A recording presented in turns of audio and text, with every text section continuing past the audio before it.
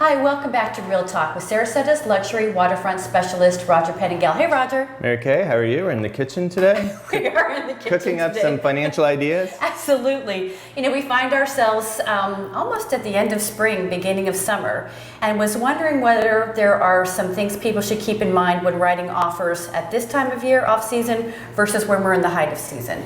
Yeah, we've seen an interesting trend, right? So we've talked about this a little bit. We started January and February, it was a little bit slower. Now that we're looking back, we're thinking maybe that was, just the uncertainty of the election, like how was that going to play out in the economy? Right. We got into March and people were like, it looks like it's going to be okay. It's still cold in Ohio. I want to buy down here. Right. And things were just crazy in March.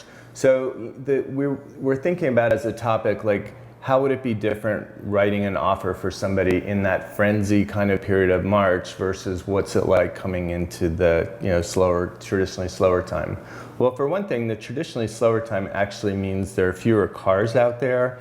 There actually might be fewer showings because maybe sometimes we'll just get a showing because it's a cloudy day during season and people want something to do. Right. So I feel like the showings that we have are much more targeted. They're more real showings. You have to also remember we're getting in a lot of online showings so we can track that. And those showings are actually fairly consistent from height of season right on through the year. Mm-hmm. So people who are interested, it doesn't matter where they are. If they're interested in real estate, they can look online, right? Mm-hmm. So I think people get a false sense, and I saw this actually towards the end of April. We had one week where we had like 7 different offers, each one lower than the one before it. And the one that came together was the one who had another offer on it. And those people said, none of the sellers in our market are value sellers, just like the buyers are value sellers. They're not generally, I don't find, looking to make a killing. They just like to sell their place at a fair market value, right. Which is just what a buyer wants, right?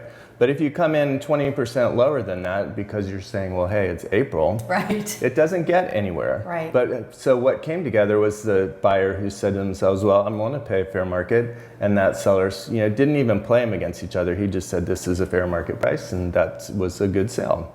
So I think it's important to remember. So what things give you leverage, right, is maybe there's a higher level of inventory out there. So as a buyer, maybe that gives you some leverage. If something's been on the market a long time, right, none of us want to have properties on a long time. Sometimes we'll take them off and just reposition them for that. Right. But just because you're coming into the summer doesn't mean, get out your pencils super sharp. Sellers here are still looking for fair market offers, just like buyers are willing to pay. So that's what I'd advise. Yeah, really good things to keep in mind when you're out there looking. Thanks so much for joining us on Real Talk. We hope that you will visit us often at longboatrealestate.com. See you next time.